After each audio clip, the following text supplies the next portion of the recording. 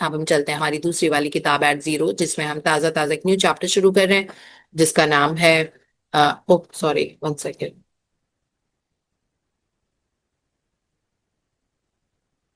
It's visible now yeah. So you will never be the same, है ना। Why you will never be the same, because जैसे आप अपनी, सो ये वाली किताब जो लोग हमको पहली बार सुन रहे हैं वो हो ओपोनोपोनो प्रैक्टिस पे बेस्ड है, जिसके 4 फ्रेजेस बहुत पॉपुलर हैं। बहुत सारी अलग प्रेस भी होती है इसकी करने के लिए, बट 4 फ्रेजेस बहुत पॉपुलर है, which is I love you, I am sorry, please forgive me, thank you, as simple as that, but very very powerful prayer, है ना, जो ब्रह्मांड को हिला देती है, जो पता नहीं हजार लाख साल पहले पता नहीं कुछ मेमोरी थी तब की, उसको भी हिला देती है, उसको भी हटा देती है हमारे जीवन से, राइट, कितनी भी नेगेटिव मेमोरी है। सो ये वो प्रैक्टिस के बारे में है, हवाइन प्रैक्टिस होती है। तो हमने एक बुक ऑलरेडी हम पढ़ चुके हैं, जीरो लिमिट। अगर आप लोग एट जीरो पे हमारे साथ जुड़े हुए हो तो zero limits day 1 day 2 day 3 ऐसे करके पूरी आपको मिल जाएगी यूट्यूब पे। तो उसको आप, वो बहुत ज्यादा मतलब 20-20 मिनट का एक दिन का होता है उसका कंटेंट, तो आप 4-4 बुक्स मतलब 4 एपिसोड्स एक दिन में देख सकते हो उसको, राइट। सो आप ये करो। और जो दूसरी वाली उसी के बाद जो किताब है, क्योंकि डॉक्टर जो विटाले को लगा कि अभी भी लोगों को रिस्पॉन्सिबिलिटी लेने में दिक्कत आ रही है, वो ये नहीं बोल पाते हैं दैट उसने मेरे साथ ऐसा किया है तो मैं 100% जिम्मेदार हूँ। और 2-3 चीजें हैं कि सिर्फ ये इतना, because it is too simple to believe ना, तो उनको लग रहा है it is too simple to believe, तो उन्होंने, उनको लगा कि नहीं, शायद मुझे समझाने की और ज्यादा जरूरत है, बिल्कुल बेसिक होके।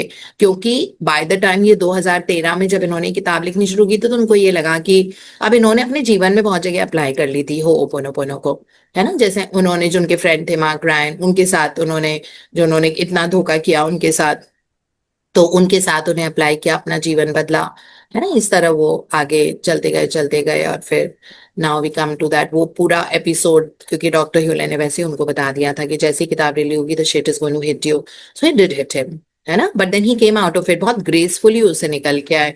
फिर अब हम शुरू करते हैं चैप्टर 2, जिसमें उन्होंने बताया हुआ है कि जब भी आप होपोनोपोनो की प्रेयर शुरू करेंगे तो थोड़ा सा नेगेटिविटी आपकी उभर के सामने आएगी। वो उन्होंने समझाया कि डरो मत, ये प्रोसेस होता है क्लीनिंग का, इसका मतलब है प्यूरिफिकेशन शुरू है, चालू है आपके जीवन में, right. And Ipshita Chakraborty from America will be reading for us.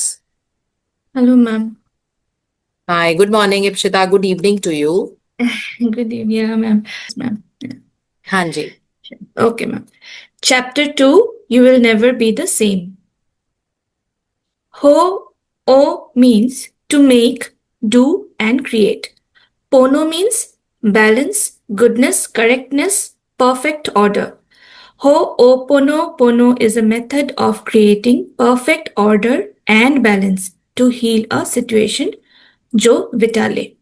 After learning the basic Ho'oponopono process of saying the 4 phrases, I love you, I'm sorry, please forgive me, thank you, people often complain that more negative events than positive ones seem to occur. Why does this happen?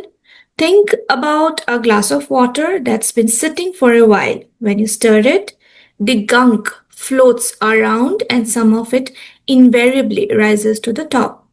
You have to keep cleaning to catch all the dirt.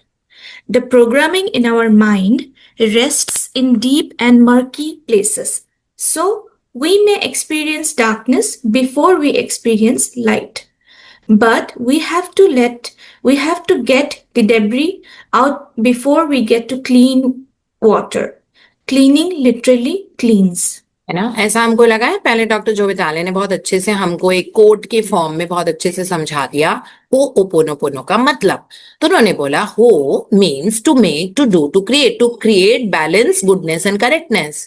मतलब अपने जीवन में एक goodness लेके आना, एक richness लेके आना, एक बैलेंस क्रिएट करना, है ना। ये बहुत जरूरी होता है, बिकॉज बैलेंस नहीं होगा तो पूरी लॉपसाइडेड ही हमारी लाइफ होगी। तो पहले हो ओपोनोपोनो का मतलब कराया, और फिर उसके बाद उन्होंने इसका प्रोसेस समझाया कि अब हमारे अंदर इतनी गंदगी, इतना कूड़ा, इतना गार्बेज, है ना, कुछ ना कुछ डिपॉजिटेड होता है।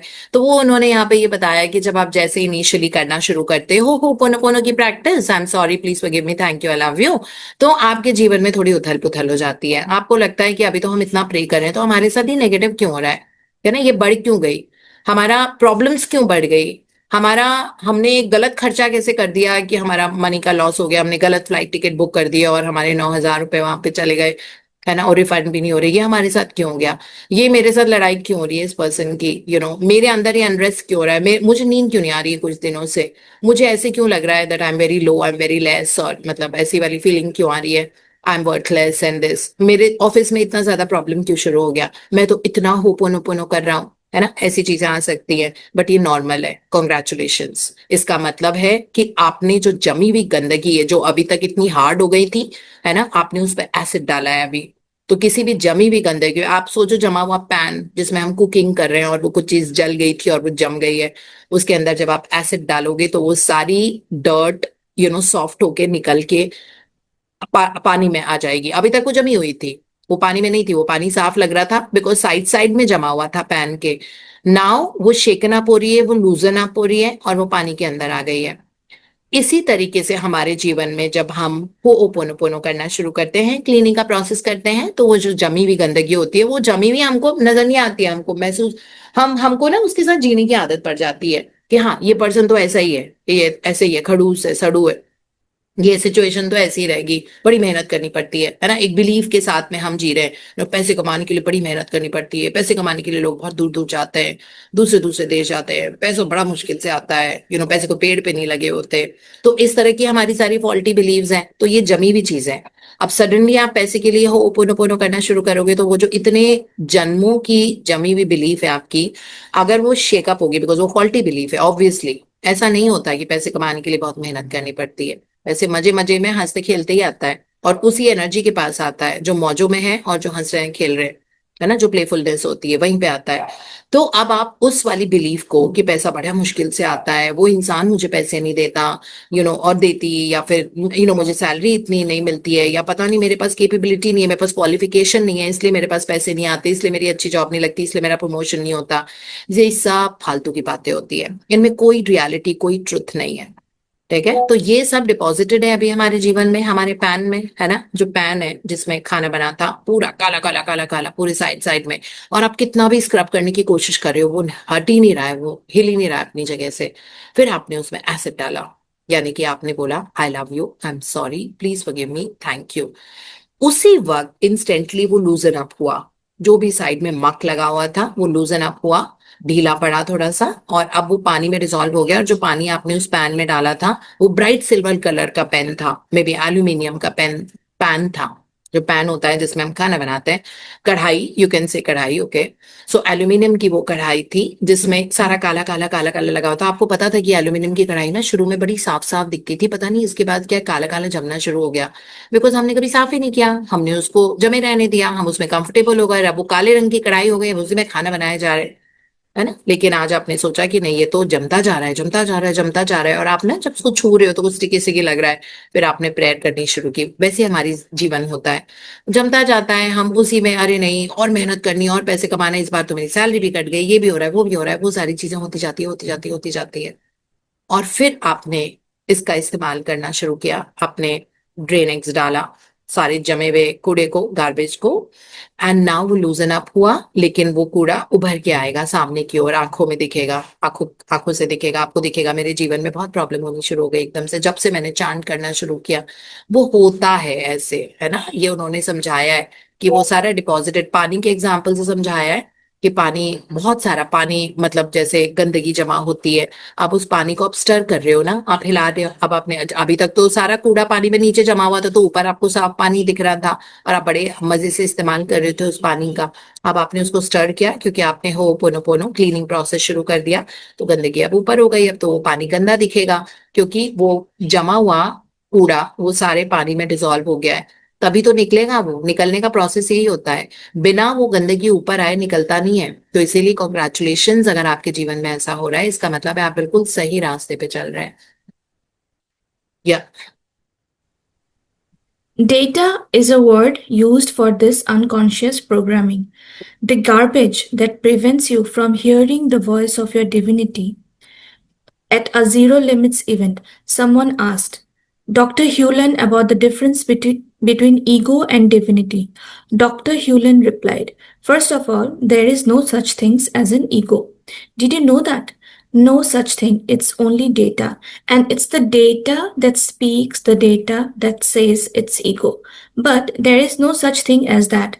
It's only data. Can I make that point? It's only data. Data speaks and you speak the data. So you are not anywhere in control. The idea is for you to get to the data and erase it. You are already perfect, and we just want to get the data out of the way so you can be in the light. There are only three kinds of data to deal with, something I call IZ, infinite zero. This is the neutral state. The other is where divinity comes to zero and inspires you, which I call IZI. This is inspiration, and that means you are into the flow. It happens without effort and with ease. You also have what we call the memory, and the memory goes against ease. You have dis-ease away from the source and yourself. या इसको हम समझ लेते हैं, थोड़ा सा complex sound करेगा। तो उन्होंने एक सेमिनार हो रहा था इन लोगों का, जहाँ पे बहुत सारे पार्टिसिपेंट्स थे, डॉक्टर ह्यूलेन भी थे और डॉक्टर जो विटाले भी थे। तो किसी एक पार्टिसिपेंट ने पूछा कि ईगो में और इसमें क्या डिफरेंस होता है, ईगो में और ये जो सारा डिविनिटी में। डिविनिटी तो हम सबको पता है कि भगवान की शक्ति को हम डिविनिटी बोलेंगे, है ना, as as an Indian, as a Hindustani अगर हमें बोलना होगा तो हमारे लिए डिविनिटी का मतलब यही है कि भगवान की सारी शक्तियां, उनके स्वरूप, उनकी पावर जो हमारे अंदर आ जाती है, जिसके कारण, जिसको यूज करके हम अपनी लाइफ को बहुत ब्यूटिफाई कर सकते हैं, है ना, और अलग अलग रूप से सेवा कर सकते हैं। तो ये चीजें हमको पता है। और तो उनसे जब ये पूछा गया कि ईगो और डिविनिटी में क्या फर्क है, तो उन्होंने कहा कि नहीं, ईगो हमारा डेटा होता है। डेटा हमको पता है ना कि खूब सारा, अगर हमने डाला हुआ है अपने लैपटॉप पे, खूब सारा डेटा है, बहुत सारी फाइल्स हैं, 10 किताबें हैं, ये है वो है, कुछ आपने वर्ड फॉर्मेट में बनाई थी, ये बनाइए वो बनाइए, कुछ आपने डाउनलोड किया, कुछ इमेजेस डाउनलोड की, वो सारा डेटा आपके पास है ना। तो वो वाला जो सारा डेटा आपके आपके पास डाउनलोड्स में भरा पड़ा है, एंड नाउ जिसके कारण आपको एक पर्टिकुलर ईगो आ रही है कि मैं क्यों करूं, मैं ऐसा क्यों करूं, मतलब हम अपने आप को लोगों से ज्यादा सुपीरियर समझने लग जाते हैं। हमारे अंदर एरोगेंस आने लग जाता है ना। हम अपने आप को बहुत तोप चीज समझते हैं, हमें लगता है कि हम बहुत ज्ञानी इंसान हैं। हमको ये लगता है कि अरे बाकी सब लोग छोटे बड़े हैं, डिस्क्रिमिनेशन आ जाएगा, अमीर गरीब, इस तरह की चीजें। इसका मतलब है कि आपके अंदर डेटा ऐसा ही डला हुआ है ना। ऑब्वियसली ये फॉल्टी डेटा है, बट डॉक्टर ह्यूलेन ने बहुत अच्छे से समझाया कि ये तो सिर्फ डेटा है, जिसको आप बहुत आराम से क्लीन कर सकते हो, बिकॉज आपके लाइफ के अलग अलग मोड पे वो डेटा स्पीक करेगा। अगर आपको ये भी लगता है कि शायद आप और लोगों जितने अच्छे नहीं हो, या फिर आप लगातार इंफीरियोरिटी कॉम्प्लेक्स में रह रहे हो, या आपको लगता है नहीं मेरे बस की नहीं है, मेरे पास ज्यादा क्वालिफिकेशन नहीं है तो मैं इतना कमा नहीं सकता, है ना, या आपको लग रहा है अब तो हम 60 साल के हो गए, अब हम फाइनेंशियली इंडिपेंडेंट कैसे हैं, क्योंकि वो डेटा, वो मेमोरी तो है, क्योंकि 60 साल तक आप फाइनेंशियली इंडिपेंडेंट नहीं थे, तो आपको बहुत स्ट्रॉन्ग वो वाली चीज आपके अंदर वायर्ड है, that now I can not work, कि नहीं नहीं मुमकिन है। तो ये एक फॉल्टी बिलीफ आपके अंदर बैठा हुआ है, वो भी डेटा है। अगर आपको लगा मेरा वजन बहुत आराम से लूज नहीं होता, वो भी आपके अंदर का डेटा है ना। तो अलग अलग तरह के डेटा, रिश्ते के बारे में हमारा होता है कि नहीं सब मुझको यूज करते हैं, मुझे कोई वो नहीं करता, है ना, इल ट्रीट करते हैं, जहां पे भी वेरेवर आई गो सब एक जैसा ही पैटर्न चल रहा है मेरी लाइफ में, वो भी आपके अंदर का डेटा है। तो हमारे अंदर के अलग अलग डेटा है ना। कोई चीज हमारे साथ बचपन में नेगेटिव हुई होती है, उसको हम पकड़ के आज भी बैठे रहते हैं और आज भी उसके बारे में सोचते हैं तो हमारे आंसू निकलते हैं, वो भी डेटा है। अरे पास्ट इज पास्ट, हो गया वो। किसी का जीवन इतना स्मूथ नहीं रहा है, सबका कुछ ना कुछ टर्बुलेंस आई थी, है ना। तो कोई बात नहीं, अगर हो गया, हम अपना पर्सपेक्टिव भी उसके बारे में चेंज कर देते हैं तो उससे भी फर्क पड़ता है कि पहले हम सोचें कि वो सारा डेटा ही है हमारे अंदर जो हो रहा है, जिसके कारण हम आगे अपनी जिंदगी में आगे प्रोसीड नहीं कर पा रहे, है ना। तो यहाँ पे डॉक्टर ह्यूलेन ने समझाया आगे कि 3 तरह के डेटा होते हैं जिनसे हमको डील करना पड़ता है। पहले तो इन्फिनिट जीरो वाला डेटा होता है ना, जो हमारी न्यूट्रल स्टेट होती है, उसमें अच्छा भी नहीं है बुरा भी नहीं है, आप उस धरती के ऊपर होते हो, बस सतह के ऊपर, है ना। मतलब ऐसा कुछ नहीं है कि डिविनिटी है, बट इन्फिनिट जीरो पे आप हो, आप बिल्कुल ब्लिस में हो, मतलब न्यूट्रल स्टेट है, पॉजिटिव में भी नहीं हो, नेगेटिव में भी नहीं हो। ये वाली स्टेट तो बहुत मुश्किल से, बिकॉज हमारे जीवन में हमेशा लाइक या तो पॉजिटिव आएगा या हम नेगेटिविटी में है। फिर सेकेंड स्टेट जो उन्होंने यहाँ पे समझाई है, जहाँ पे divinity comes to zero and inspires you, और हमको ये पता लगने लग जाता है कि हमारे जीवन में छोटे छोटे मैजिक होने शुरू हो जाएंगे, है ना, उनको आइडेंटिफाई करना पड़ेगा हमको। खैर, जब हम उस जीरो स्टेट में होते हैं तो हम बहुत आराम से आइडेंटिफाई कर पाते हैं, क्योंकि हमारे अंदर डिविनिटी बहुत स्ट्रांगली बोलती है। मतलब जो डिविनिटी अगर हमारे अंदर है तो हमको पता लग जाएगा ये तो भगवान की नियामत है, ये तो भगवान की दुआएं हैं जिसके कारण ये है ना, जिसको हम IZI इन्होंने बोला है, that divinity where divinity comes to zero. So एक IZ था, एक IZI, है ना, जहां पे इंस्पिरेशन है। So it is infinite zero inspiration, that way. So IZI, फिर this is inspiration, that means अब आप अपने बहुत फ्लो स्टेट में हो। अब आपने इतने आप अपने कर्म करते जाओ और फल आपको डिविनिटी देती जाएंगी, बिकॉज आप क्लीनिंग का प्रोसेस कर रहे हो। और ये इतना एफर्टलेसली होता है, बस हम अपने काम पे ध्यान दे रहे हैं कि हमको आई लव यू की एनर्जी से अपने जीवन को भिगाना है पूरी तरह से। और हमारे मन में आई लव यू और थैंक यू के अलावा कुछ और चीज है ही नहीं, चाहे हमारे बाहरी दुनिया में चाहे कुछ भी हो रहा हो।